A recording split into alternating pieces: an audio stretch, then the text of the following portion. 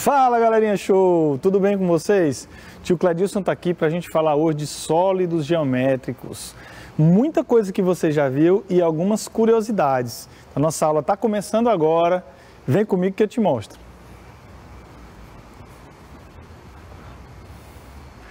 Galerinha, lá no quarto, no quinto ano, vocês com os professores, isso presencialmente, viram tudo sobre sólidos geométricos, né? Viram que nós temos algumas formas geométricas que são representadas com o nosso cotidiano, né? Com alguma coisa do nosso cotidiano. E eu coloquei aqui nos sólidos geométricos 3 exemplos, olha só. A primeira figura, que tem ali Palácio da Paz e da Reconciliação. Bom, esse sólido que tem a forma de uma pirâmide, ele foi construído de 2003 a 2006. Na realidade, numa conferência sobre paz mundial, e o líder da época, né, Nursultan Nazarbayev, isso mesmo, ele convidou o arquiteto Norman Foster, que é um inglês, que construísse esse monumento. Na realidade, funciona como em todos os anos, né, como uma reunião nesse local aí que tem a forma de uma pirâmide. Super interessante, né? Foi construído em 2 anos, de uma dificuldade tremenda, mas deu tudo certo. E fica lá no Cazaquistão. Esse que está no centro, vocês estão observando aí, é chamado de cubo negro giratório. São sólidos que ficam nas praças lá em Nova York, e foi o arquiteto Tony Rosenthal que construiu, né, em 2008. Super legal, mostra um cubo, não é isso? Por isso o nome cubo negro giratório, da ideia de girar, né, em torno de um eixo. Aqui também nós temos, olha só, o quarto de hotel Free Spirit. Olha só que legal, ele tem a forma de uma esfera, né? Ele comporta de 1 a 3 pessoas e fica lá em Vancouver, no Canadá. Detalhe que foi construído em 2005, né? E é como se fosse uma casinha da árvore que toda criança sonha, né, em ter. Pois é, legal e custa bem baratinho. A diária é mais ou menos $400, tá bom? Se quem quiser ir, fique à vontade. Também simboliza outra figura, outro sólido geométrico, né? No caso, parece muito como uma esfera. Tranquilo? Muito bem. Hoje nós vamos estudar os poliedros e os corpos redondos. A gente vai passear sobre os poliedros, diferenciar dos corpos redondos, como já disse, tem o que? Da ideia de circunferência, da ideia de curva, né? Então, coloquei aqui, vocês observam aquelas letras lá, se você juntar, dá uma base, e a gente vai falar muito de base. No caso ali, é um prisma. Vamos saber o qual é a definição de prisma, já já. Temos aqui também, ó, pirâmide, 3 pirâmides aí, e tem a figura, um desenho dos povos egípcios, né? Super legal essa cultura, recomendo a vocês dar uma lidinha, procurar saber. Olha aqui, esse sorvete, com certeza vocês já tomaram um sorvete muito parecido com isso. E a casquinha do sorvete parece com que sólido geométrico? Ah, tio, lembrei.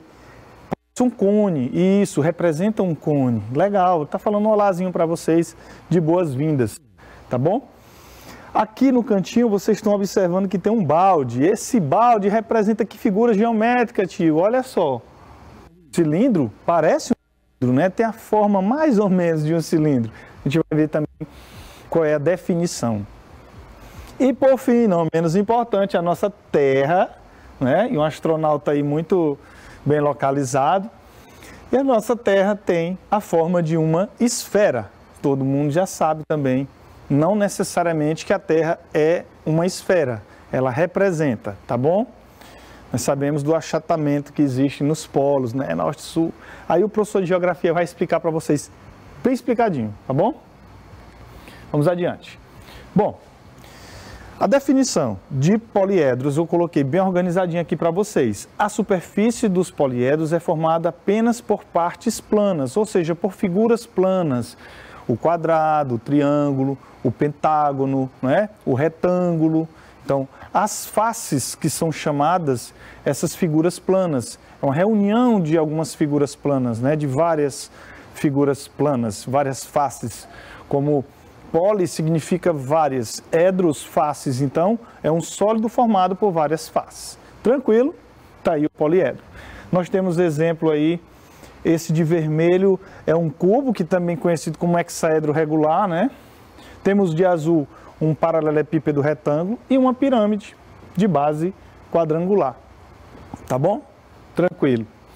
Os corpos redondos, olha só da definição. A superfície dos corpos redondos apresenta pelo menos uma parte arredondada, ou seja, não plana. Então você observa aqui nessa figura de azul claro, você vê um cone, e a base desse cone, ela vai ser um círculo, né? Então, tem uma parte arredondada. Observe a esfera, que nós já falamos sobre isso, e o detalhe aqui também é o cilindro, que tem parte arredondada, que no caso são as bases superior e inferior, tá bom? Muito simples. Agora a gente vai falar efetivamente desses poliedros. Vamos relembrar que dois tipos de poliedros existem aqui, né? Eles podem ser convexos ou podem ser não convexos. Quando é que um poliedro é convexo? A ideia é inserir dois pontos quaisquer no interior desse sólido. Traça-se uma reta, olha só, os pontos A e B, traçamos uma reta e observamos que todos os pontos dessa reta, cada pontinho, que uma reta é formada por infinitos pontos, né? Cada ponto dessa reta, ela vai pertencer a esse universo que é o cubo, no caso do exemplo. Então, todos eles vão estar no interior dessa figura, desse sólido. Portanto, nós conhecemos essa figura aí como um sólido convexo, como um poliedro convexo. Tranquilo? Ótimo. Vamos para o outro exemplo. Olha só, dois pontos quaisquer, vou traçar uma reta. Para se traçar um segmento de reta, são necessários dois pontos, né? Distintos. Então, aqui eu tenho ponto A e ponto B, tracei um segmento de reta e eu observo que tem uma parte que fica fora. Olha só, está aí de verde. Essa parte fica fora do sólido. Então, se eu peguei dois pontos, tracei uma reta e uma parte desses pontos, ou seja, uma parte da reta, outro segmento de reta, fica fora do sólido, então esse sólido é conhecido como, no caso aqui, um poliedro não convexo. Tranquilo? Estudaremos apenas os poliedros convexos, tá bom? Aqui nós fizemos uma pequena revisão sobre esses poliedros.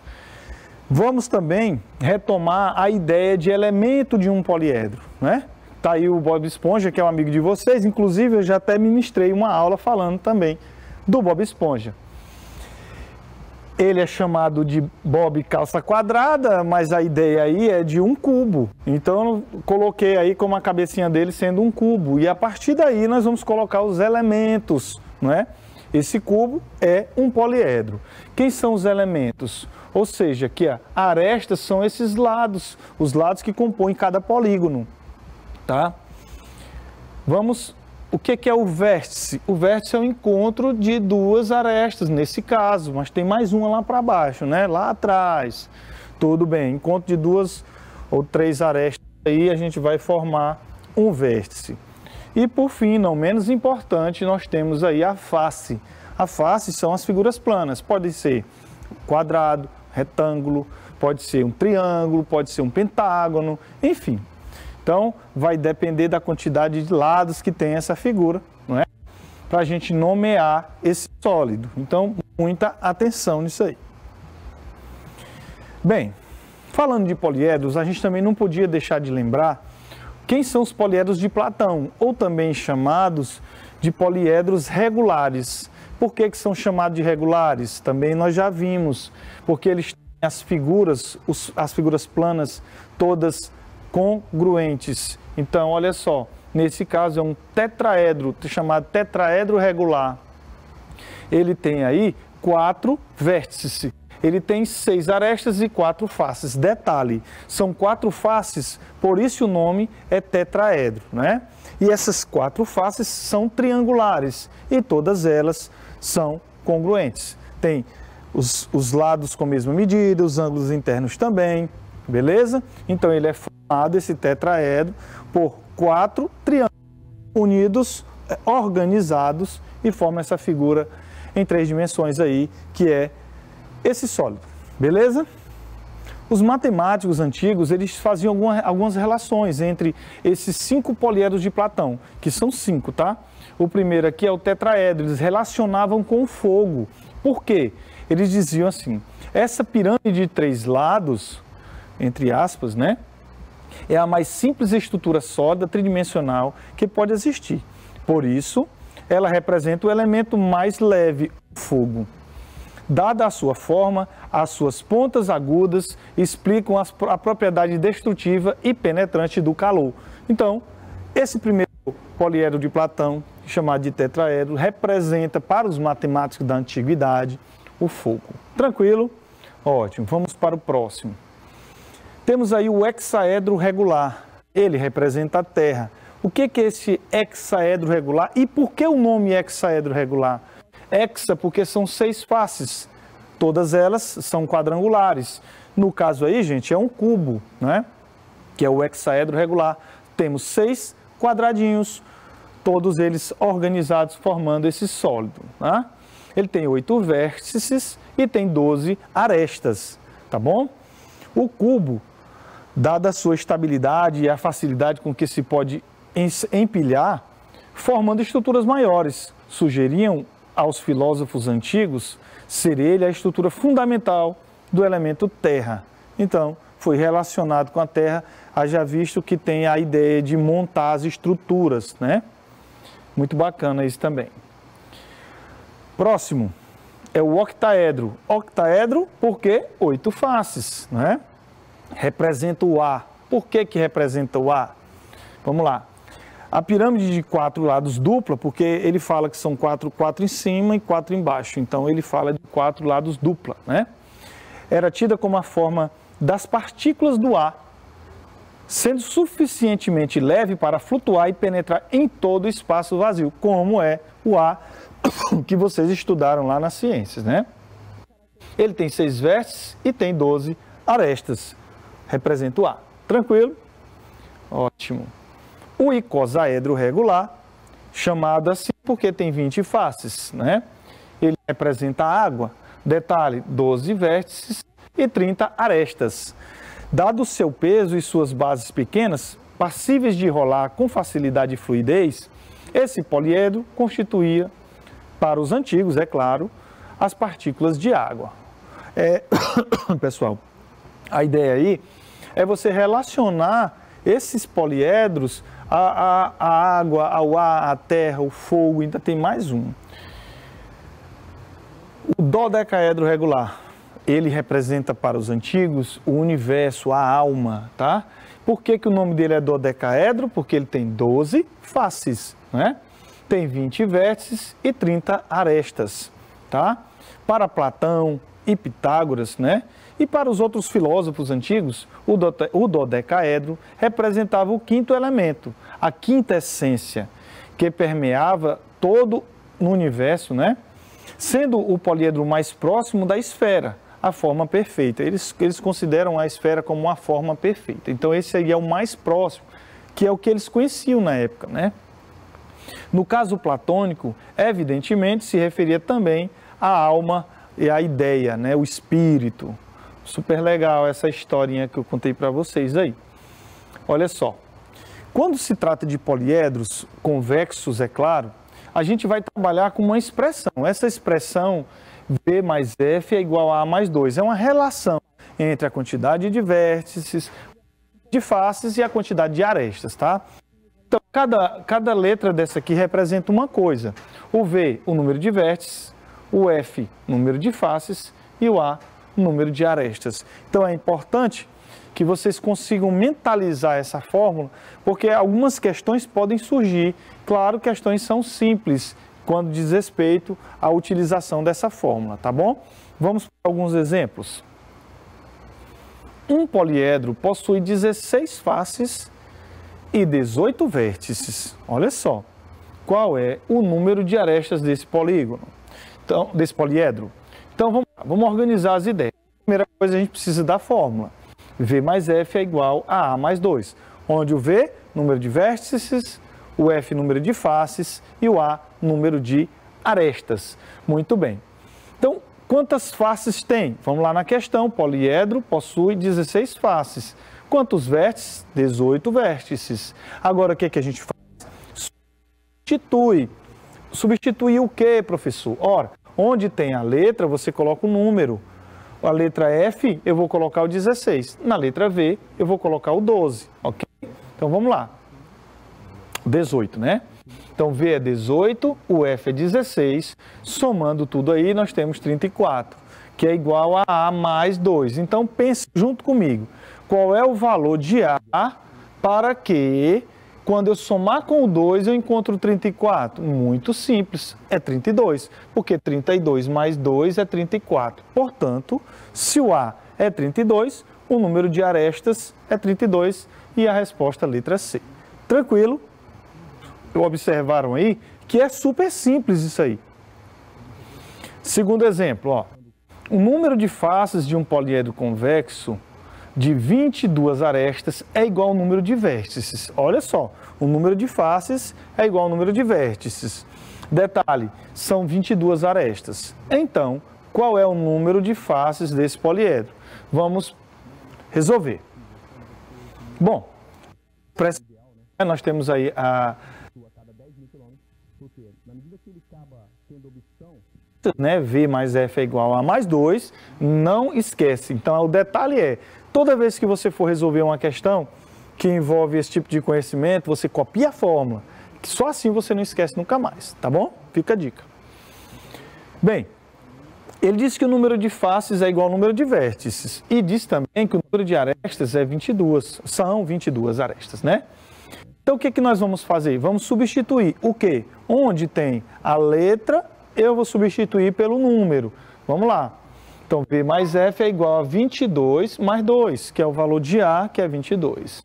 Então, V mais F é 24. Então, vamos raciocinar um pouco. Se o número de faces é igual ao número de vértices e a soma desses dois dá 24, opa, peraí. Se eu tenho a soma de dois valores que dá 24 e esses valores são iguais, então, logicamente, o 24 vai ser redistribuído em duas partes, duas parcelas, o 12 mais o 12. Por quê? Porque o número de vértices é igual ao número de faces. Assim, pessoal, nós temos que o número de vértices é 12 e o número de faces também é 12. Como ele pergunta qual é o número de faces do poliedro, então a resposta correta, letra D. Simples como tudo no universo maravilhoso da matemática, não é? Tem mais um exemplo. Terceiro exemplo. Em um poliedro convexo, o número de arestas excede o número de vértices em 6 unidades. Qual é o número de faces? Então vamos lá, pessoal. As informações importantes do texto, nós vamos ter que colocar separadinhos e também, principalmente, né, colocar a fórmula aí, que é V mais F é igual a A mais 2. Vamos lá. O que a questão nos forneceu? Nos forneceu que o número de arestas excede, ou seja, é maior que o número de vértices em 6 unidades, tá bom? Ok? Então, o que nós podemos dizer e o que nós precisamos? Nós precisamos do número de faces, beleza? Então, nós vamos ter que fazer uma substituição lá na fórmula. Substituir o quê? Olha só, o valor de A, que é o número de arestas, é V mais 6. Então, onde tinha um Azinho aqui na fórmula, eu coloquei V mais 6. Tudo tranquilo? Ótimo. Temos mais um detalhe. Olha só.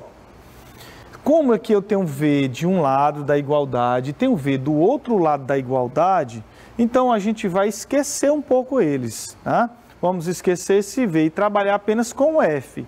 Por quê? Ora, se eu tenho um peso de um lado, eu tenho o mesmo peso do outro lado, então não vai fazer diferença nenhuma, né?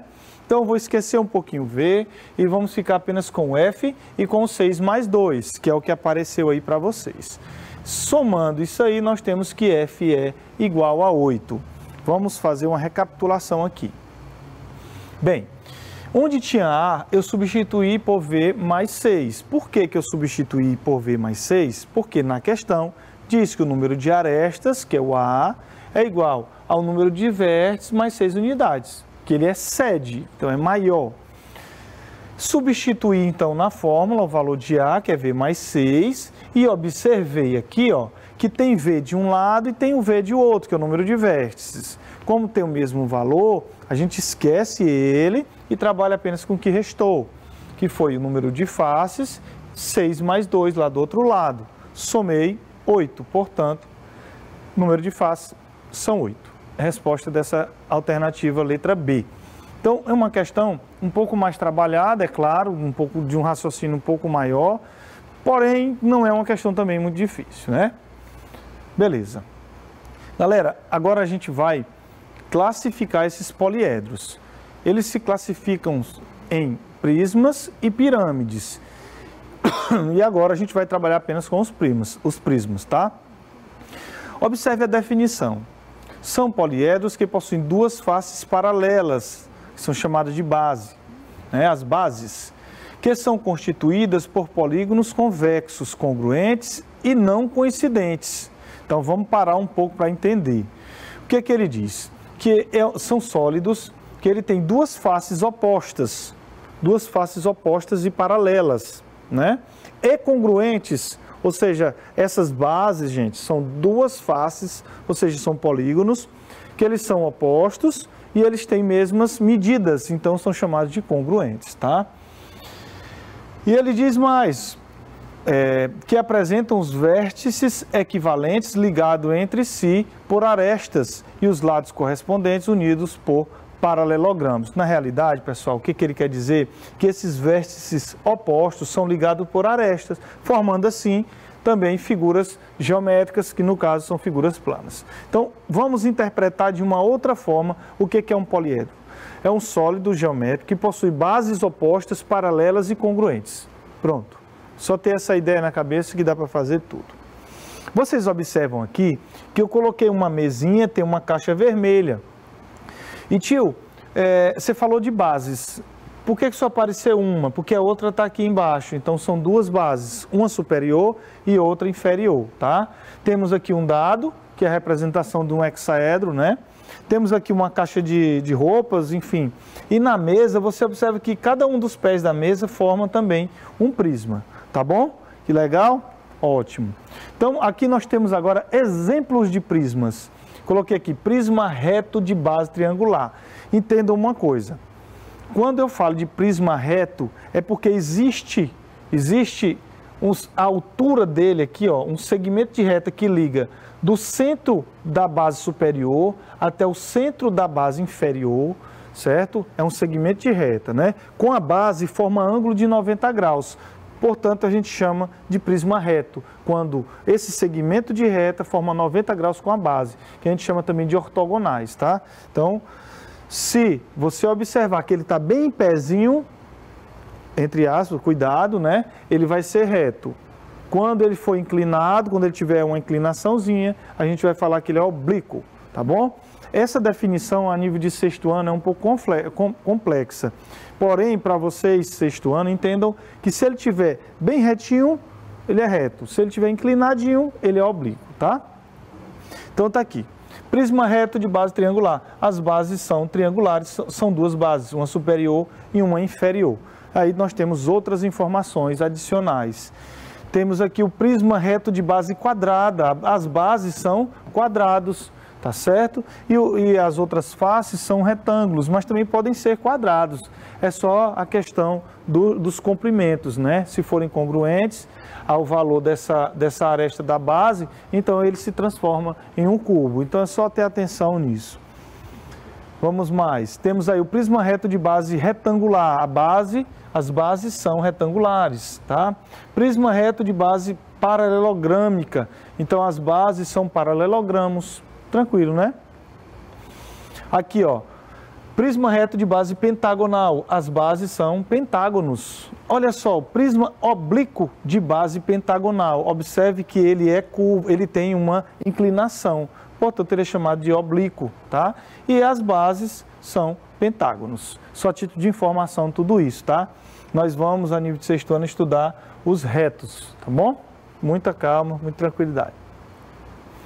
Falando agora de pirâmides, são poliedros que possuem uma face poligonal convexa, que é chamado de base, ligada a um vértice não pertencente ao plano desta por arestas e faces triangulares. Tio, espera aí, vamos entender.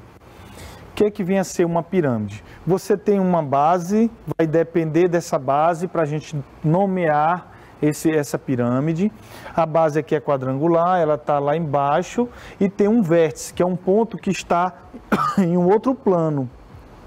Então você vai ligar, vai traçar segmentos de reta partindo dos vértices dessa base, né? Desses vértices da base, até esse ponto que está lá em cima, que é o vértice da pirâmide, tá bom?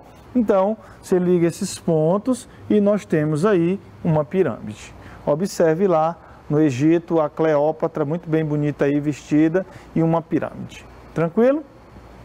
Muito bem. Os nomes dessas pirâmides, nós vamos ver pelos exemplos. Ó, pirâmide reta de base triangular. É aquela mesma ideia que eu falei lá, dos prismas, a gente vai ter a ideia da pirâmide. Entenda, um segmento de reta ligado do vértice da pirâmide até o ponto central dessa base. Se esse segmento de reta com a base formar ângulo de 90 graus, a pirâmide é chamada pirâmide reta. Se esse segmento de reta formar um ângulo diferente de 90 graus, ele é chamado de pirâmide oblíqua, tá? Quando ela tiver a inclinação. Simples assim. O nome dessas pirâmides, elas têm relação direta com a base. Se a base for um triângulo, é a pirâmide triangular. Se a base é um quadrado, pirâmide quadrangular, tá bom? Ou pirâmide quadrada, como é o exemplo aqui, ok? Vamos ver mais exemplos. Olha só, pirâmide reta de base pentagonal. A base é um pentágono, tá? Então as pirâmides, assim como lá os prismas, eles são relacionados, a nomenclatura deles em relação à base. Depende da quantidade de lados que tem essa base, você tem um nome para a pirâmide e também um nome para o prisma. Tranquilo? Pirâmide oblíqua de base pentagonal. A base é um pentágono. Ela é oblíqua porque aquela história que eu falei. Dado um ponto, que é o vértice, eu vou traçar um segmento de reta do vértice até o ponto central da base. Observo que o ângulo é diferente de 90 graus, por isso ela está inclinada. Se ela está inclinada, ela é oblíqua. Tranquilo? Ótimo. Outro exemplo. Pirâmide reta de base paralelogrâmica. A base é um paralelogramo, não é? Mesma ideia. Pirâmide reta de base retangular. A base é um retângulo. Claro que um retângulo é um paralelogramo, né?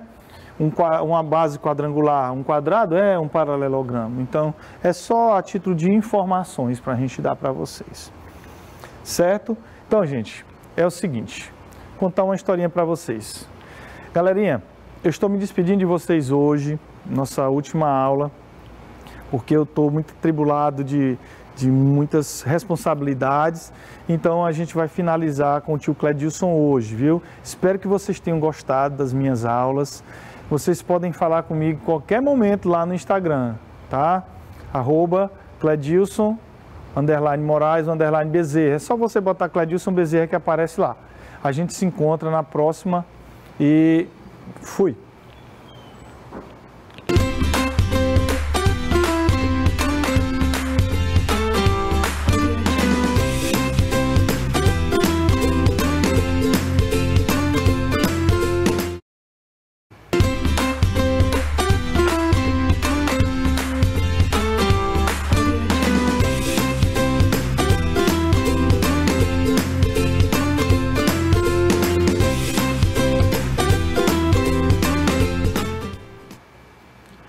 Ok, galerinha do sexto ano, boa tarde, bem-vindos a mais uma aula de matemática. Nessa semana vocês estão aprendendo a respeito do cálculo das probabilidades. Hoje vocês irão perceber a diferença entre a probabilidade teórica e a probabilidade experimental. Acompanhe o vídeo. Ok, pessoal, vamos aqui para mais um vídeo em que estamos tratando sobre probabilidade. Dessa vez estaremos falando sobre dois tipos de probabilidades. Acompanhe.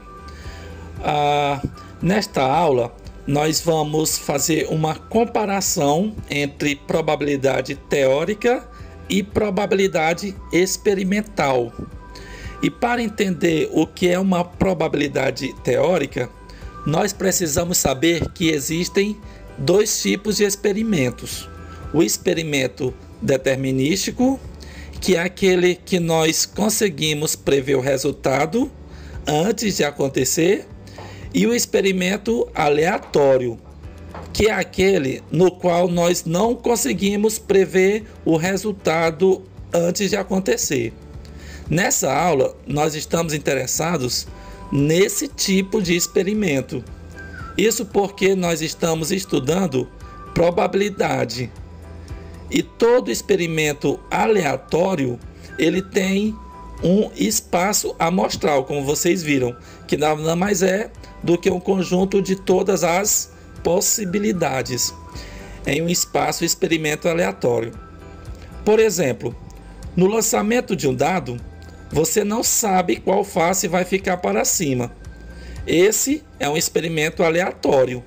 Você não consegue prever o resultado, mas você sabe que pode cair a face 1, ou a face 2, ou a face 3, ou a face 4, também a face 5 e, por último, a face 6. O conjunto de todas essas possibilidades é o que a gente chama de espaço amostral, vocês se lembram, né? Então essas são todas as possibilidades para o lançamento de um dado comum. Eu posso até melhorar esse espaço amostral colocando o conjunto de todas as possibilidades. Agora vamos dizer que você queira que saia uma face com um número par do seu dado. Quantas faces pares tem aqui? Eu tenho o 2, o 4 e o 6. Ou seja, 3 possibilidades. Eu peguei uma parte do meu espaço amostral. Eu criei um evento. Então, eu posso dizer que um evento é um subconjunto, como a gente já falou, do espaço amostral. É um grupo do espaço total. No caso, no meu evento aqui, foi sair face par no lançamento de um dado. E, finalmente, nós podemos entender o que é uma probabilidade teórica. Ou seja, a probabilidade de um evento acontecer é igual ao número de elementos do evento, que eu quero que ocorra, dividido pela quantidade de elementos do espaço amostral, como a gente já viu em aulas anteriores. A gente sabe que o espaço amostral nós podemos chamar de S, tudo bem? S porque vem do inglês de space. E o meu evento eu vou chamar de E. Isso aqui é uma forma de calcular a probabilidade teórica, como já ensinamos. Ou melhor dizendo, os casos favoráveis na razão pelos casos possíveis, uma fração. Por exemplo, se eu quiser calcular a probabilidade desse evento aqui, ou seja, a probabilidade de E, que é sair um número par, nós sabemos que a probabilidade de um evento acontecer são os casos favoráveis dividido pelos casos possíveis. Os casos favoráveis aqui são as quantidades de números pares. E nós temos 1, 2, 3 possibilidades. Então, 3 casos favoráveis divididos pelos casos possíveis. E os casos possíveis são todos esses aqui, que é o nosso espaço amostral. Ou seja, 6 casos possíveis. E eu ainda posso simplificar, né? 3 por 3 e também 6 por 3. E eu vou ficar com 1/2. Ou seja, uma chance em 2. Basicamente, a metade das tentativas tem chance de cair par. Isso é uma probabilidade teórica. Pense também em uma moeda. A moeda tem 2 faces, sendo que uma é a cara e a outra é a coroa. E eu vou te fazer uma pergunta. Qual a probabilidade de obtermos cara no lançamento de uma moeda. Como nós sabemos, a probabilidade de um evento acontecer é a mesma coisa que eu pegar os casos favoráveis sobre os casos possíveis, ou um número de elementos do evento dividido pelo número de elementos do espaço amostral, sendo que o meu evento aqui é sair cara. Então eu vou colocar aqui C, vou mudar o nome do meu evento e posso colocar um C aqui também. Então, quantos casos favoráveis nós temos? Nós temos somente uma cara na moeda. Então, um caso favorável. E quantos casos possíveis? Pode sair cara ou coroa, não é verdade? Então, 2 casos possíveis. E essa aqui é a probabilidade de obtermos cara no lançamento de uma moeda. Essa foi a probabilidade teórica. Bem, pessoal, agora vamos ver o que acontece na prática. E para isso, eu lancei uma moeda 6 vezes, aliás, 16 vezes, e anotei o resultado. E vamos determinar a quantidade de ocorrências de caras e a quantidade de ocorrências de coroa. Vamos contar primeiro os lançamentos que saíram cara. 1, 2, 3, 4, 5, 6, 7 e 8. Ou seja, 8 caras e as coroas. 1, 2, 3, 4, 5, 6, 7 e 8 também. Ou seja, metade de cara e metade de coroa. De fato, aqui foi 50% para cada. Ou seja, o número de ocorrências de cara é 8 em 16 lançamentos. E eu posso até simplificar aqui por 8 e embaixo também. E isso vai ser a mesma coisa que 1/2. E eu ainda posso dividir 1 por 2, que vai dar 0,5.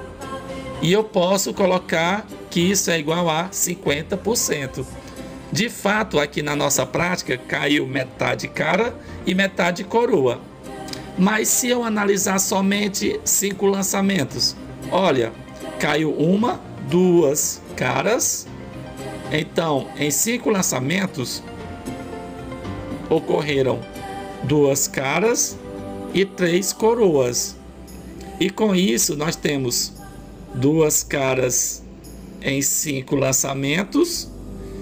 E se eu dividir 2 para 5, você vai ver que vai dar 0,4 ou então 40%.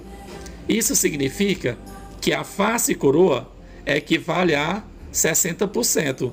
Ou seja, 3 em 5 lançamentos, que é igual a 0,6, que é igual a 60%. O que eu estou querendo dizer é que na prática não necessariamente vai ter a ocorrência de 50% para cada, como na probabilidade teórica, pode variar. Quando nós analisamos uma probabilidade experimental, nós estamos analisando a chance de ocorrência, não necessariamente que vai acontecer. E quanto mais nós vamos lançando a moeda, nós vamos ver que vai chegando mais próximo dos 50%. E também existem alguns fatores que podem influenciar nessa probabilidade. Por exemplo, o fato de eu não ter lançado a moeda direito, ou então o peso da moeda. Mas claro, estudar uma probabilidade experimental te ajuda a entender a chance de ocorrência. Tudo bem? Vamos aqui para outra situação. Acompanhe. Vamos supor que a gente tem aqui uma sacola, tá? E dentro dessa sacola a gente coloca aí, sei lá, 50 bolinhas de gude roxas. 1, 2, 3, 4, 5, 6, 7, 8, 9. Não vou fazer todas não, tá? Mas só para dar um senso mais ou menos de quantas são. digamos que temos 50 roxas. 50 bolinhas de gude roxas. E digamos que nós coloquemos também 50 bolinhas de gude azuis. Então vamos lá, colocar aqui um montão, uma porção de bolinhas de gudes azuis. Digamos que tenha 50 também. 50 azuis, beleza? Portanto, você sabe que metade das bolinhas de gude dentro da sacola são roxas e a outra metade é azul. E aí, digamos que você queira pegar aleatoriamente uma dessas bolinhas. Só que antes de pegar a bolinha, você vai colocar uma venda nos seus olhos, vai sacudir bastante a bolsa.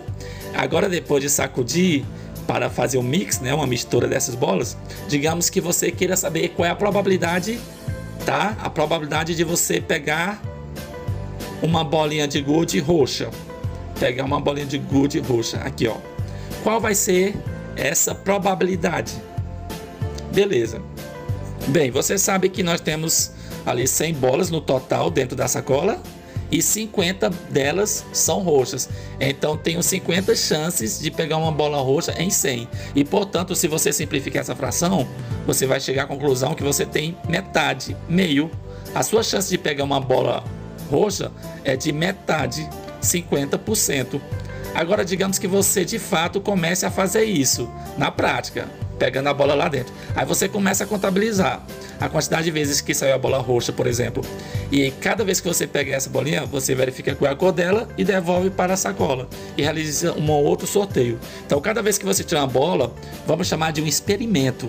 E aí digamos que depois de sei lá, 10 experimentos, depois de 10 experimentos, você tem aí pego 7 bolinhas de gude roxas. Então 7 roxas, assim, né?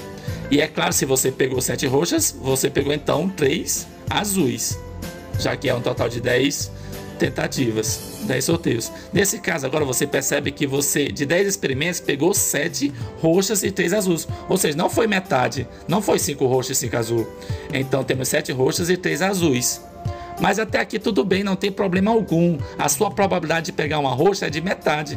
Então pegar 7 roxas e 3 azuis é perfeitamente normal. Está dentro da normalidade. Então você percebe que não é uma porção, não é um montão de experimentos. Foram apenas 10 experimentos, que é pouco na realidade. Então definitivamente, um número pequeno de experimentos, você definitivamente não vai pegar 5 roxas e 5 azuis. Dificilmente isso vai ocorrer. E portanto, nesse caso, eu não posso desconfiar aqui da minha probabilidade teórica, que eu calculei aqui de metade, sim ou não? Agora digamos o seguinte, digamos que depois de 10 mil experimentos, nossa, depois de 10 mil tentativas, uma porção agora, hein? Depois de 10 mil experimentos, lembrando que cada experimento é você colocar a mão na sacola, tirar uma das bolinhas. Então eu coloquei a mão 10 mil vezes, tirei uma bolinha e verifiquei a cor e coloquei de volta, tirei outra.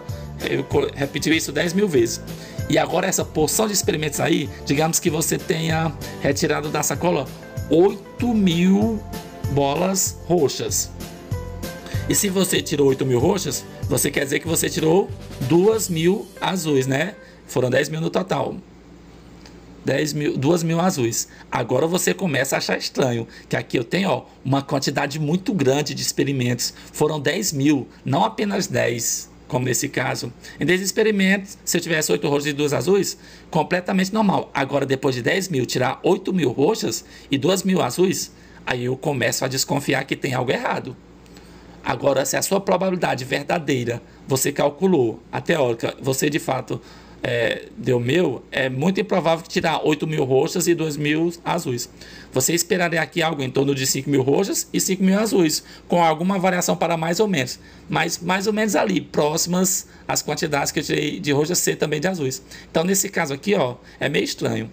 Logo nesse caso, você pode escrever aqui que a sua probabilidade experimental, essa aqui é a teórica, né? Nós calculamos, é 50 roxas e 50 azuis, misturei, peguei e deu 50%, um meio, metade. Eu posso pegar, no universo de 100, pegar 50 roxas.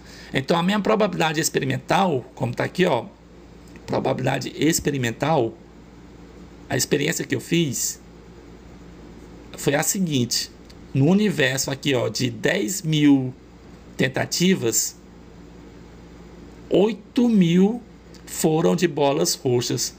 bolinhas de gude roxas. Então, 8.000 em 10.000. Nesse caso, ó, eu vou fazer o cálculo para saber a porcentagem, isso vai dar 80%. Em 80% dos casos eu tirei uma bola roxa. Parece bem distante daquela lá teórica, da probabilidade teórica. Logo após esse experimento que eu fiz, você vai se perguntar, por que será que está acontecendo isso? Por que eu não tirei 50% de bolas roxas e azuis?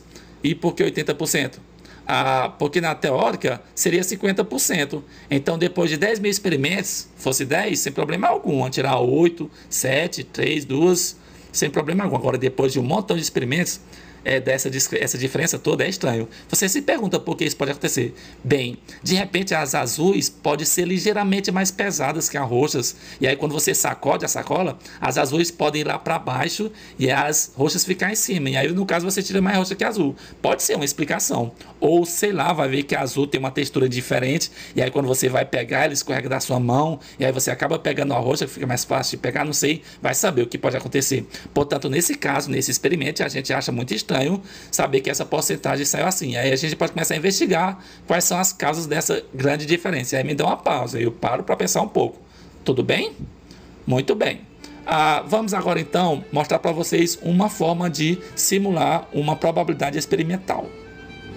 Ok, pessoal, nós estamos aqui diante de uma plataforma na internet na qual a gente pode simular, né, o lançamento de um dado quantas vezes a gente quiser para poder fazer uma comparação entre a probabilidade teórica e a probabilidade experimental.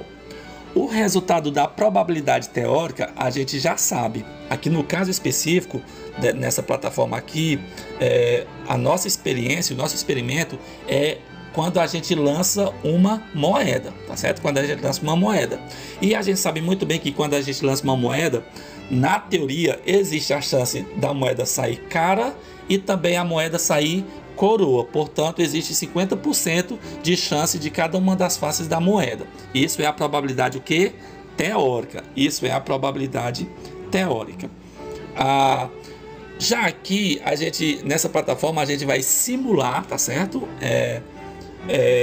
Uma probabilidade, um experimento... uma probabilidade experimental, na qual a gente não sabe qual será o resultado.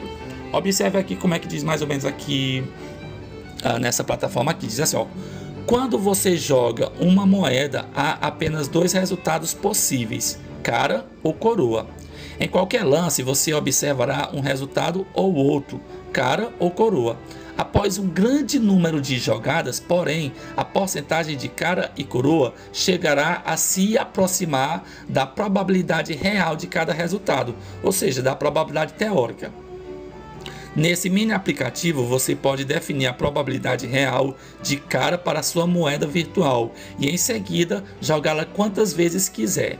Observe como a proporção de lançamentos que produzem cara pode ser bastante variável no início, que nem aconteceu, né? Você lembra que quando a gente começou a jogar lá a moeda, no começo, se fosse só 5 vezes ou só 10 vezes, pode ser que o resultado não dê 50% para cada face. Isso é muito normal. Agora, quando a gente começa a jogar várias vezes, a cada vez o resultado vai se aproximando de 50%. Observe como a proporção de lançamentos que produzem cara pode ser bastante variável no início, mas acabará se estabelecendo na probabilidade real. Aqui temos o mini aplicativo, na qual aqui eu vou definir qual é a probabilidade teórica. Aqui eu vou definir quantas vezes eu vou jogar a moeda. Aqui eu defino se eu quero que nesse gráfico aqui, além de aparecer os meus resultados na qual eu vou fazer a simulação, tenhamos também o parâmetro que é a probabilidade teórica. Então vou marcar bem aqui, ó. Vou definir logo bem aqui que na probabilidade teórica, quando a chance de sair cara é de quanto? Meio, 50%. Então se é 50%, eu vou marcar essa caixinha bem aqui, que é para poder bem aqui, ó, aparecer o meu parâmetro. Pode ser que no começo, nós sabemos que quando a gente lança, quando a gente faz quando calcula uma probabilidade, os valores variam de 0 a 1. Lembra? Que varia de 0% até 100%. No caso, a gente colocou aqui no parâmetro que na probabilidade teórica, a possibilidade de sair cara, né? Porque esse mini aplicativo aqui vai trabalhar com a chance de sair cara, tá certo? A probabilidade, portanto, na teoria é de 50%, é de meio. Então vou marcar bem aqui a minha caixa, tá certo? Que não importa qual seja o resultado do experimento, vamos tentar comparar o resultado do experimento com essa linha verde aqui, que é a minha probabilidade o quê? Teórica, que é de 50%, tá certo? Então vamos conhecer aqui como é que funciona mais ou menos esse mini aplicativo. Ele está dizendo aqui, olha só, defina a probabilidade de cara entre 0 e 1. Na teoria, a gente já sabe que a probabilidade de sair cara é 0,5%, então coloquei bem aqui 0,5%. E o número de lançamentos e clique em lançamento, ou seja, bem aqui eu coloco a quantidade de lançamentos e bem aqui eu faço o sorteio. E aqui ele já vai aparecer no gráfico o resultado, tá certo? Os resultados. Marque a caixa para mostrar uma linha com a probabilidade real do gráfico, que é o que eu já fiz. Clique em redefinir a qualquer momento para redefinir o gráfico, ou seja, iniciar, uma espécie de resetar o aplicativo. Então vamos lá. Aqui nessa faixa aqui ele vai aparecer o azul, é a porcentagem de quantas vezes a moeda cara saiu, e o verde quantas vezes a face coroa saiu. Tudo bem? Vamos aqui fazer uma primeira tentativa. Volto a repetir, aqui é um mini aplicativo em um site, você pode procurar depois, na qual a gente simula, tá certo? Ou seja, o resultado que vai sair aqui no início e até no final do experimento é de forma o quê? Aleatória. É um aplicativo, porém o resultado você perceberá no decorrer das nossas tentativas que os resultados ocorrem de forma aleatória. Tudo bem? Se fosse na teoria, eu lançando o dado uma vez, a chance de sair cara seria quanto? 50%. Isso na teoria, na probabilidade teórica. Agora na prática, vamos ver o que ocorre? Tá aqui, ó. Jogar uma vez. Vou fazer o sorteio. Pode ser que saia cara, pode ser que saia o quê? Coroa. Bora lá fazer a tentativa. Aqui, estamos aqui simulando uma probabilidade experimental e comparar com a probabilidade teórica, no caso aqui específico do lançamento de uma moeda, no lançamento de uma moeda. Vou aqui lançar uma vez. Clico aqui. Olha só qual foi o resultado. Saiu coroa. Saiu coroa, não saiu cara. Então o resultado foi o quê? Foi 0%. Tá bem aqui. Não está nem marcado, foi 0%. Por quê? Porque, embora na teoria a chance seja de 50%, mas quando eu lancei uma vez, não saiu cara, saiu coroa. Bora aqui aumentar para 5 tentativas. Já saiu uma, eu vou colocar mais 4. Deixa eu ver aqui se eu consigo. Mais 4, deixa eu ver. Não, mais 4. Trazer para cá. Deixa eu tentar bem aqui. Ele só dá essas opções aqui. 5. Já lancei uma e agora eu vou lançar mais 5, totalizando quantas? 6. Será que eu lançando mais 5 vezes o meu resultado, que agora está de 0%, porque só saiu uma coroa, quando eu lançar mais 5 vezes, esse resultado vai se aproximar de 0,5% ou de 50%? Como o experimento diz, em simulações dessa forma, quanto mais eu lançar, mais próximo do resultado teórico a gente vai perceber a comparação. A gente vai perceber que quanto mais se lança, mais perto de 50%, e isso vai se mostrar evidente. Bora lá, lançando 5 vezes. Cliquei, olha só. Das 6 vezes que eu lancei, uma e agora mais 5, saíram 3 caras, que é esse azul aqui, e saiu 3 coroas. É por isso que o meu gráfico estava bem aqui em 0%, quando viu que saiu, olha só, coroa, aí começou a sair cara, coroa e cara. Ou seja, do total das 6, saiu 3, ou seja, metade, 50%. Ou seja, coincidentemente, nesse meu experimento de 6 jogadas, das 6 tentativas que eu lancei, 3 delas foi, de fato, cara. E, portanto, o meu gráfico aqui, ó, parou bem aqui, ó, junto com o 50%. Olha só, quando eu lancei uma estava 0%, quando eu lancei a segunda saiu coroa de novo, continuou em 0, mas depois quando eu lancei a terceira, a quarta, a quinta e a sexta, empatou. 3 cara e 3 coroa. Isso porque eu lancei quantas vezes? 5. Já está exatamente da maneira. É claro que aqui foi uma simulação. Não quer dizer que toda vez isso vai ocorrer. Bora lançar agora 10 vezes. Se eu aumentar aqui, aliás, já das 5 eu vou aumentar para 10. Total, vou lançar mais 10 vezes. Já lancei 6, vou lançar mais 10, que vai dar um total de quantas tentativas? 16 vezes. Até agora eu lancei 6 e agora eu vou lançar mais 10 vezes. Vamos ver o que ocorre. Olha só o resultado. Das 16 vezes, saiu sabe quantas, cara? 7. Tá bem que o número 7. Por isso que tá um pouco menor. Por isso que aqui, ó, o azul, meu gráfico azul, que é do experimento, da probabilidade experimental, está abaixo da minha probabilidade teórica, que é essa verde aqui, como padrão, tá certo? Como padrão, como eu acabei de falar. Então saiu abaixo, das 16 tentativas saiu 7, um pouco abaixo. Mas olha, não está muito distante, né? Nós não temos como a gente ter certeza de saber quais serão os próximos resultados. Mas quanto mais a gente lançar, tende a ficar perto de 50% a chance de sair cara no lançamento de uma moeda. Vai que aumentar para quanto? Para 25%, 25 tentativas, mais... juntando com as 16 vai dar um total de 20, 30, 41 tentativas. Isso, 41 tentativas. Das 41, 18 apenas saiu cara. Então quer dizer que caiu um pouco aqui. Se distanciou um pouco da minha probabilidade teórica. Vamos lançar mais? Se eu lançar agora mais 100 moedas, que vai dar um total de 141 delas. Olha só o que vai acontecendo. Acompanha o comportamento aqui do gráfico, ó. Olha só o que aqui começa a acontecer. Ele começa a se aproximar da linha verde, ó. Se distancia um pouco, né? Mas você vai observar que aqui estava meio que distante, ou para cima ou para baixo, principalmente para baixo. Mas aos poucos ele vai se alinhando com a linha verde, tá certo? E se eu lançar agora mais 200 vezes, além das que eu lancei, que já foram 141 tentativas, eu lançar agora mais 200 vezes. Olha só o que a gente aprendeu na explicação, que quanto mais a gente lança, mais chance vai acontecendo de se aproximar de 50%, tá certo?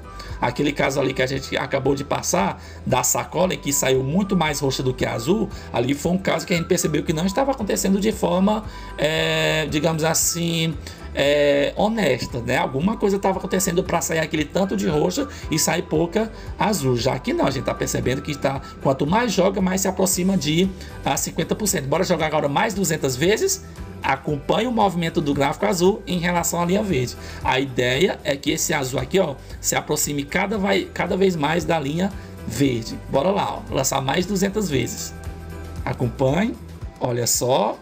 Observe, nunca que vai acontecer dele subir radicalmente ou descer radicalmente. Ó, quanto mais vai lançando, ó, mais ele vai ficando perto de 50%. Olha só, então quando a gente lançou aqui 341 vezes, 174 delas, ou seja, muito perto da metade, saiu cara e a outra metade saiu coroa. Observe aqui, ó. Olhando aqui a olho nu, praticamente o lado azul, que é a cara, tá do mesmo tamanho do lado verde. Tá certo? Então isso aqui é uma maneira da gente fazer uma experiência, aqui no caso uma simulação de uma probabilidade experimental e comparar com a probabilidade teórica. Ok, estamos encerrando por aqui, né?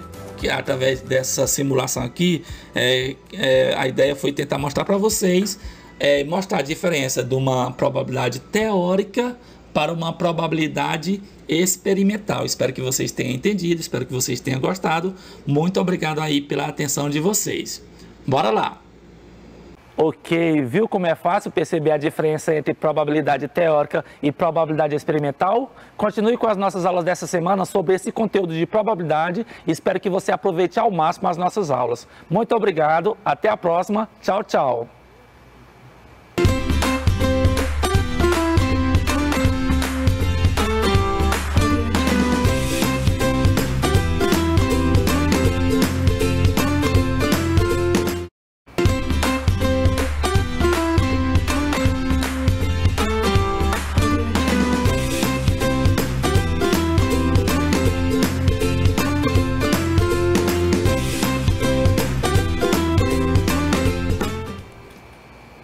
E aí, pessoal do sexto ano, sejam bem-vindos a mais uma aula de ciências do professor Robert. Na aula passada, a gente respondeu algumas questões sobre o sistema nervoso, a gente deu uma recapitulada do que a gente viu no ano passado, lá no capítulo 7, tá? Na aula de hoje, a gente vai causar uma reviravolta de assuntos e a gente vai mudar completamente de assunto em relação ao que a gente viu na aula passada, tá? Na aula de hoje, a gente vai falar sobre movimento, forma e estrutura do nosso querido planeta Terra, tá bom? Então, vamos lá. E como dito anteriormente, a gente vai responder questões sobre esses assuntos, tá? Visto que esse é um mês de revisão geral, beleza?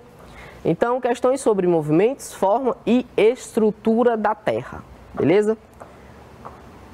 Então, vamos lá, gente. Começando aqui a falar sobre os movimentos da Terra. Existem alguns movimentos que a Terra faz, tá? Só que a gente só fala de dois, tá bom? O de rotação e o de translação, beleza? E aqui você pode perceber que a Terra está dando uma voltinha ao redor do Sol, tá bom? E também ela está girando em torno do seu próprio eixo, tá bom? Em torno do seu próprio eixo. E a gente dá um nome a esses dois movimentos aqui, tá bom? Esse movimento que a Terra faz ao redor do Sol tem nome, a gente chama de quê? De movimento de translação. Isso aí, gente, movimento de translação. E o movimento que a Terra dá em volta do seu próprio eixo é chamado de... É isso daí, gente, muito bem, movimento de rotação. Gente, isso é um pouco engraçado e um tanto quanto complicadinho de explicar. A Terra, ela está girando em torno do seu próprio eixo a uma velocidade de mais de 6.000 km por hora, tá? Só que a gente não percebe isso. Por quê? Porque a gente faz parte desse movimento, tá bom? Então, de certa forma, é por isso que a gente não consegue perceber essa velocidade toda, porque a gente está fazendo parte desse movimento. Beleza? Mas do ponto de vista de um observador fora da Terra, ele consegue ver que a Terra gira a uma velocidade de mais de 6.000 km por hora. Beleza? Então vamos lá. Primeira questão. Entre todos os movimentos realizados pela Terra, a rotação, que a gente acabou de falar, né? E a translação são considerados como os dois mais importantes, pois são os que exercem maior influência no cotidiano das sociedades. As consequências principais da rotação e da translação da Terra são, respectivamente, tá? Respectivamente, então primeiro ele quer a rotação e depois ele quer a translação, beleza? E como você viu aqui, entre todos os movimentos da Terra, que salvo engano são 14, só que a gente só fala de 2, por quê? Porque, como dito aqui, são os que mais exercem influência no cotidiano das sociedades, tá? E aí, quais são as consequências do movimento de rotação e translação? Letra A intercalação das atividades solares e a variação cíclica dos climas. Letra B, a ocorrência das estações do ano e a sucessão dos dias e noites. Letra C, a sucessão dos dias e noites e a ocorrência das estações do ano. Ou letra D, a existência dos solstícios e equinócios e a duração do ano em 365 dias, tá? Essa daqui eu vou dar para vocês 40 segundos, beleza? 40 segundos eu volto com a resposta.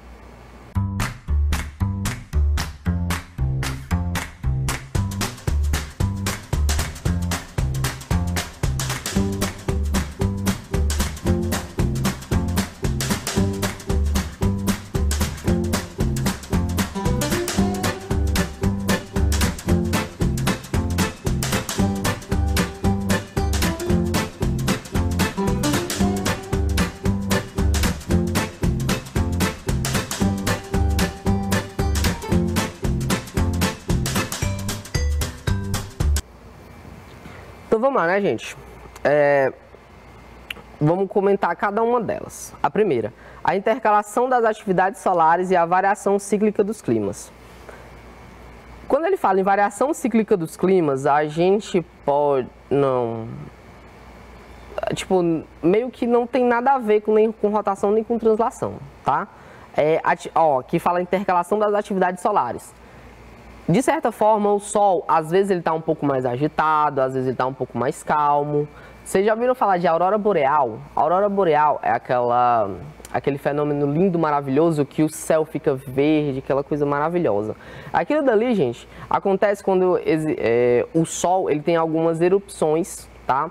E ele simplesmente joga um material, uma radiação ali, não de certa forma no nosso planeta, tá? Mas pode ser para outras áreas também. Mas se essa radiação ela atingir o nosso planeta, por conta do nosso campo magnético, né, o nosso planeta é como se fosse um imã gigante, e bote gigante nisso, essa radiação, de certa forma, ela vai para os polos, causando esse fenômeno maravilhoso chamado de aurora boreal ou aurora astral, depende do local, beleza?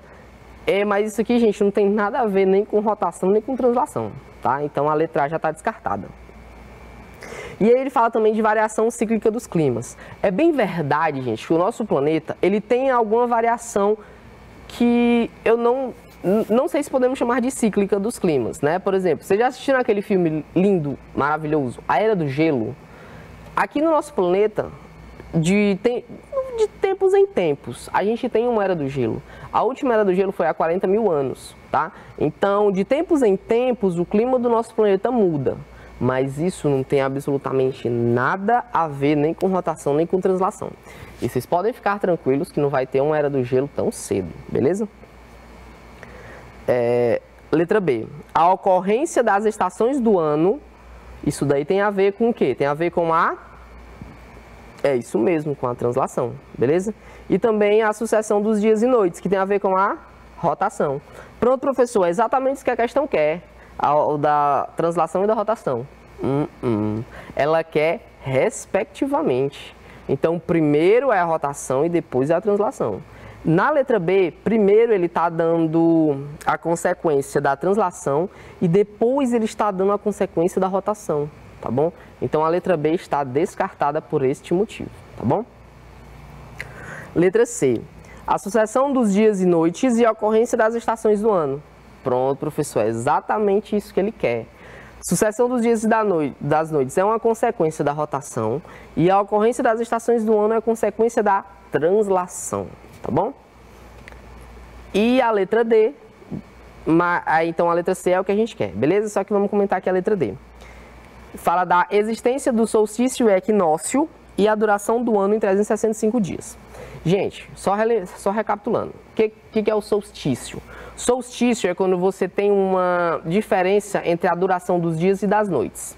Solstício de verão é aquele dia do ano em que o dia é o mais longo, tá? Solstício de inverno é quando o dia vai ser o dia mais curto do ano, tá bom? Então, isso que é o solstício. É de certa forma, desequilíbrio entre a duração do dia e da noite, tá? É uma diferença entre a duração do dia e da noite. E o que é o equinócio, professor? Gente, essa palavra equi, toda vez que você vê essa palavra equi, esse prefixozinho equi, significa igual, tá? Então, equinócio significa igual. Nos equinócios, aqui a gente tem o equinócio de primavera e o de outono, lembrei, primavera e outono. Nesses dias, o período de duração dos dias e das noites são exatamente iguais, tá? Então, isso daqui tem a ver com, eu falei de verão, inverno, outono e primavera. Isso aqui tem a ver com o quê? Com a estação do ano. Então, não tem nada a ver com rotação, beleza? Então, por isso que a letra D está falsa. Então, só nos resta a letra C. Alternativa C. As principais consequências, respectivamente, da rotação e translação são a sucessão dos dias e das noites e as estações do ano, tá bom? Deu para entender? Tranquilo? Vamos agora para a segunda questão, que diz o seguinte. O deslocamento do periélio é registrado como um dos movimentos da Terra. mas não é tão lembrado por dois motivos. Primeiro deles, não exerce uma influência tão grande sobre a vida no planeta. E também por apresentar um ciclo muito longo, que totaliza os 21 mil anos. Muito tempo, né? Mas afinal, o que é o periélio? Gente, seguinte, ele fala de deslocamento do periélio. Como vocês viram, a cada 21 mil anos a gente tem um deslocamento nesse periélio. Então, tipo, não importa muito pra gente. Segundo, não, vou falar sobre isso agora não. Vamos fazer o seguinte, vamos ler aqui as alternativas. Mas afinal, o que é o periélio? Letra A, é a forma com que a Terra se desloca em torno do seu próprio eixo. Letra B, é o movimento aparente da Terra ao longo do universo. Letra C, é o eixo de translação terrestre. Letra D, é a distância mínima da órbita terrestre em relação ao Sol. Antes de responder essa questão aqui, vamos fazer o seguinte, vamos brincar um pouquinho. Vamos brincar um pouquinho de meu sistema solar. Eu vou colocar bem aqui um simulador para vocês. Pronto. Esse daqui, gente, é um simulador do PET, que é um dos sites mais famosos nesse quesito de simulador, tá? Aqui a gente pode simular diversas coisas. Nesse exemplo aqui, eu estou simulando o sistema solar, tá? Mas você pode entrar nesse site aí pelo seu celular, pelo computador. Pelo celular é um pouco, até um melhorzinho, mais fácil, tá? E aí, nesse site aqui, gente, você pode simular tudo. Nesse caso aqui, a gente vai simular o sistema solar, só com 3 planetas, tá bom? E se você quiser também brincar um pouco de simular algumas coisas que acontecem na natureza, você também pode colocar, você pode baixar no seu celular, tem diversos simuladores nas plataformas de download, beleza? Então vamos lá. Para falar sobre periélio e também de afélio, que eu vou já falar também, a gente vai ter que falar sobre elipse. Professor, o que é uma elipse? Então vamos lá, gente. Em 1571, lá na Alemanha, nascia um astrônomo muito famoso. Vocês vão abusar o nome dele no primeiro ou segundo ano do ensino médio. Estou falando do Kepler. A primeira lei de Kepler dizia o seguinte, eu vou até ler aqui que ela é linda, maravilhosa. Os planetas descrevem órbitas elípticas em torno do Sol, que ocupa um dos focos da elipse descrita. Professor, o que isso significa? Gente, a órbita dos planetas, os planetas que giram ao torno do Sol ou das suas estrelas em todo o universo, eles não descrevem uma órbita circular. A órbita dele é uma elipse. Aí você me pergunta, professor, o que é uma elipse? Então vamos lá, vou colocar aqui, ó. Aqui dá para você simular o Sol e o planeta, o Sol, um planeta e a Lua, o Sol, um planeta e um cometa, diversos outros, mas vamos para o que importa. Elipses. Então vamos lá, gente. Aqui você tem um Sol, imaginando que você tem um Sol. Aqui você tem o primeiro planeta do Sistema Solar, que é quem? Mercúrio, muito bem. Aqui você tem o segundo planeta do nosso Sistema Solar, que é quem? Que é Vênus, muito bem. E aqui você tem o terceiro planeta do Sistema Solar, que é quem? O nosso querido planeta Terra, tá? Então, nesse exemplo aqui, eu vou colocar só o Sol e 3 planetinhas. A gente vai ver como eles se movimentam em torno da sua estrela, no nosso caso, o Sol. Beleza? Então, vamos lá, vamos iniciar aqui. Gente, vocês estão vendo aí como que os planetas se comportam em torno do Sol? Ó, perceba aqui a Terra, ó. Quando ela vai chegando perto do Sol, a sua velocidade aumenta. Aí aqui diminui e aqui aumenta. Aqui diminui, bora, Terra, e aqui aumenta. Essa daqui, gente, pode ser explicada pela segunda lei de Kepler, mas eu não vou me ater muito a isso, tá? Vou falar aqui de periélio e afélio.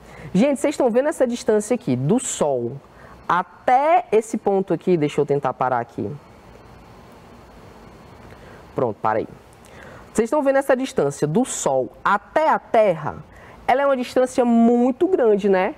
Sabe essa maior distância, esse maior afastamento entre o Sol e o planeta? É o que a gente chama de afélio, tá? Então, professor, o que é o afélio? É a maior distância entre a sua estrela e o planeta durante a sua órbita, beleza?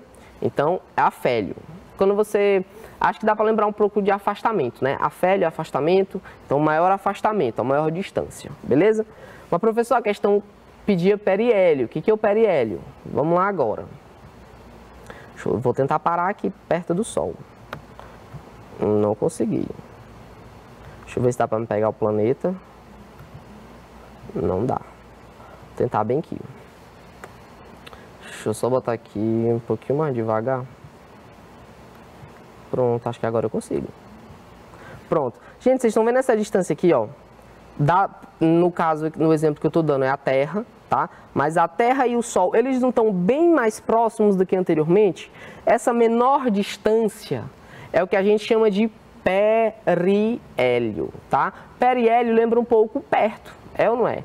Então, periélio é a menor distância, é quando o planeta está mais perto da sua estrela. Nesse exemplo aqui, o Sol. Beleza? Deu para entender a diferença entre afélio e periélio? Agora vamos voltar para a questão. Agora ficou fácil, né? Agora a gente já sabe de cara aí que a resposta certa é a letra D, que é a distância mínima da órbita terrestre em relação ao Sol. Beleza? Isso ocorre todo ano.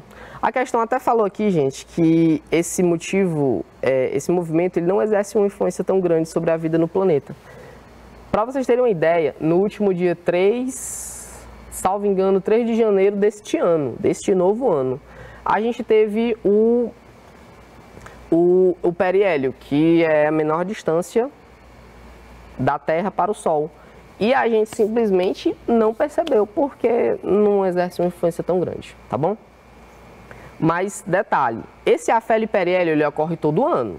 Só que é o deslocamento do periélio, tem um deslocamento nesse periélio, que ocorre a cada 21 mil anos, mas isso daqui a gente não precisa se preocupar não, beleza? Vamos agora para a terceira questão. Aliás, aqui é só dando a resposta, né, que seria a alternativa D. Mas vamos para a terceira questão, que é uma questão enorme. E diz o seguinte: a relação Sol e Terra faz com que qualquer lugar do nosso planeta existam diferenças no tempo atmosférico.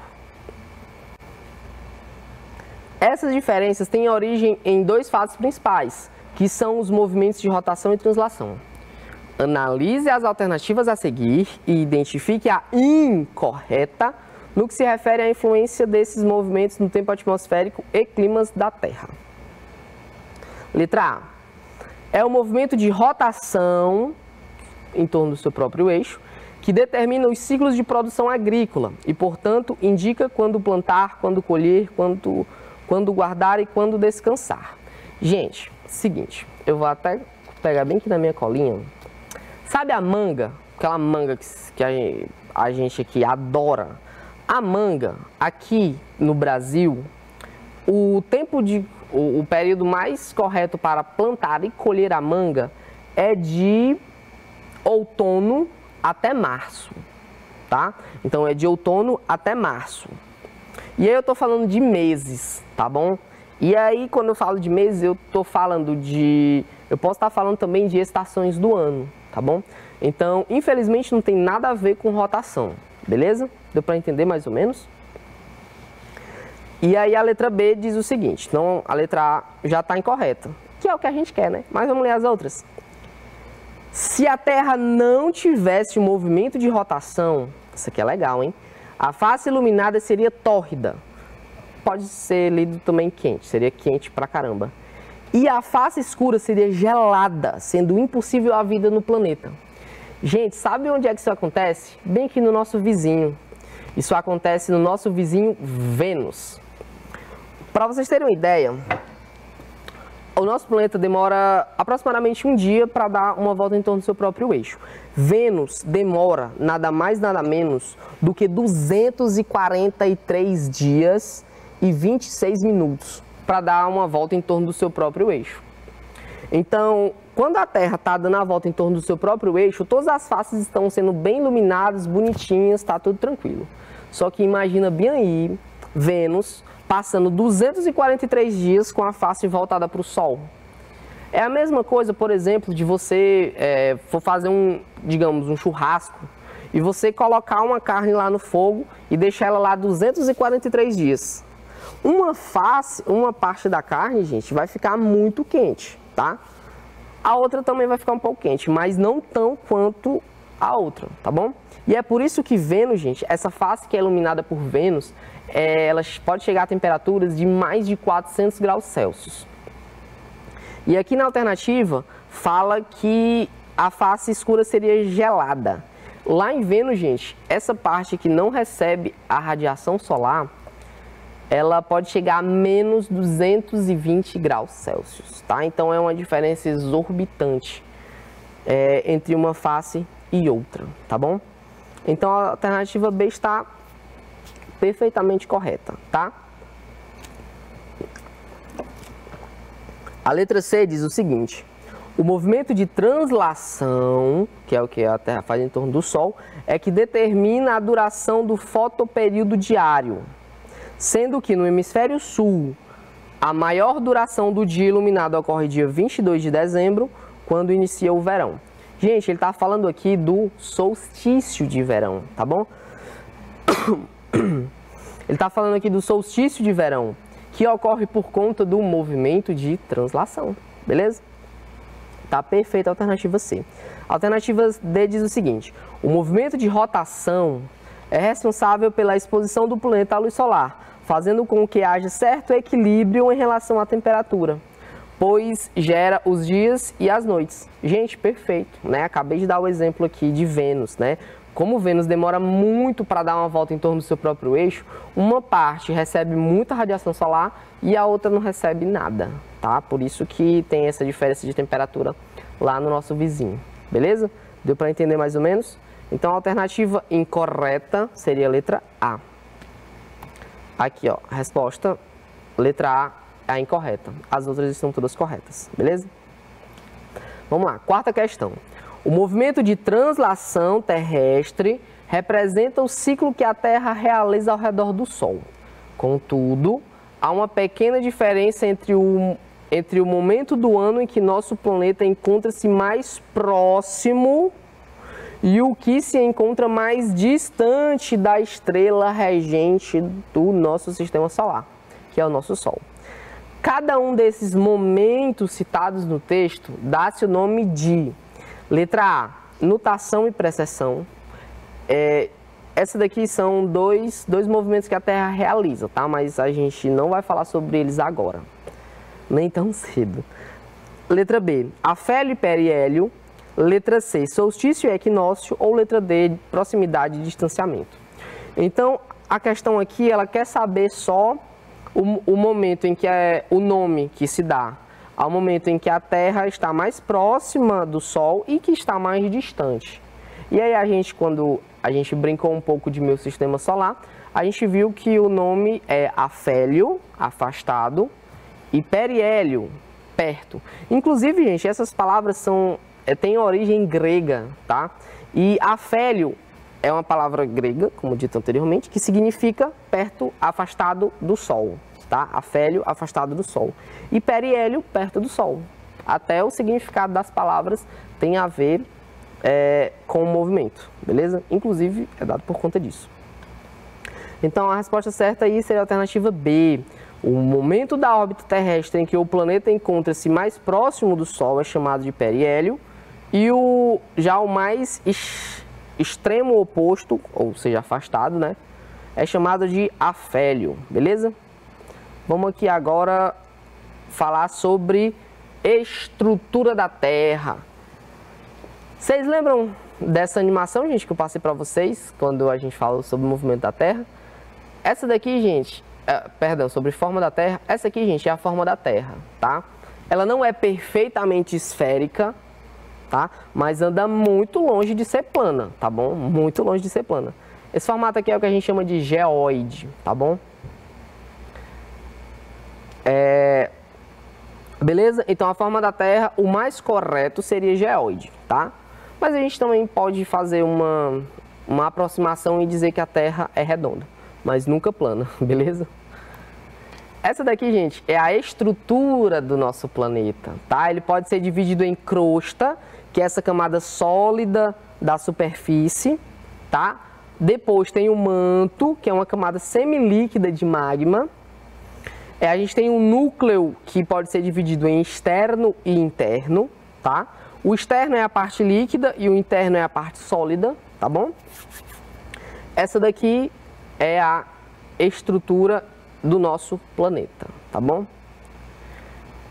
A crosta terrestre, gente, como vocês acabaram de ver aqui, que ela é a camada sólida, ela é fragmentada em diversas partes, tá? Diversas partes que a gente chama de placas tectônicas. E essa daqui dá a divisão de placas tectônicas. E aí quando você tem um choque entre placas tectônicas, você tem terremotos. Se esses choques forem no mar, você tem maremotos. Se essas placas tectônicas se juntarem, aqui ó, imagina que aqui é uma placa tectônica e imagina que aqui é outra. Se essas placas se juntarem, elas vão fazer o que, ó? Elas vão formar montanhas, tá?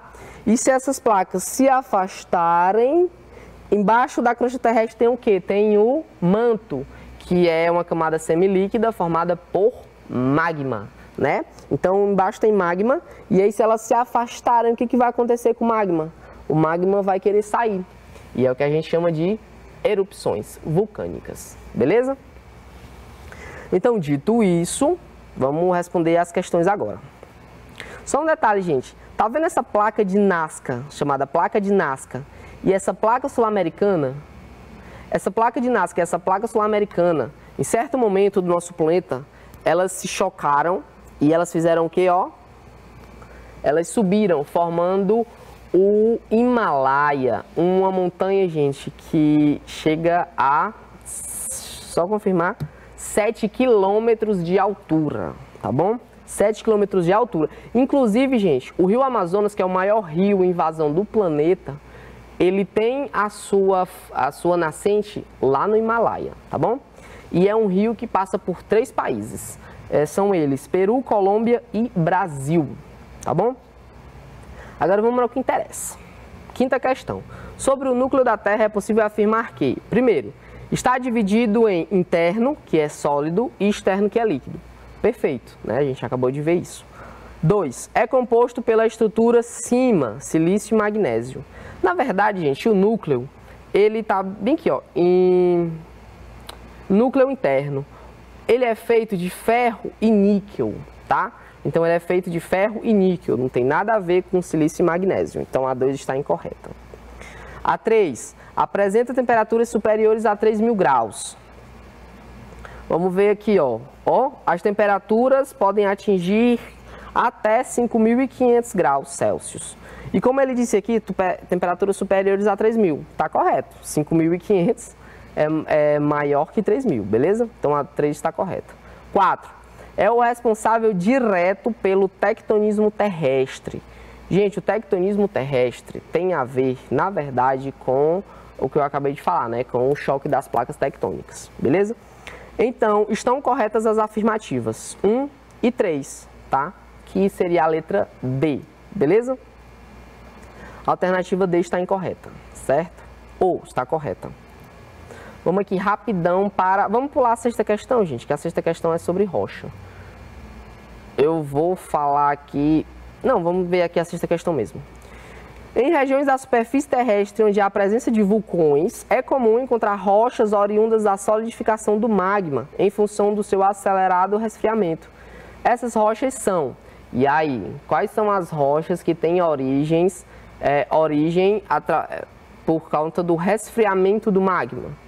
São as rochas vulcânicas, só que, professor, não tem um nome aí. Só que vulcânicas, gente, a gente também pode ser chamada, também são chamadas de ígneas, tá bom? Então, ou vulcânicas ou ígneas. Então, a sexta questão, a alternativa certa aí seria a letra C, tá bom? Então, essa foi a aula de hoje, gente. Espero que tenham gostado, tá? Fiquem bem e até a próxima.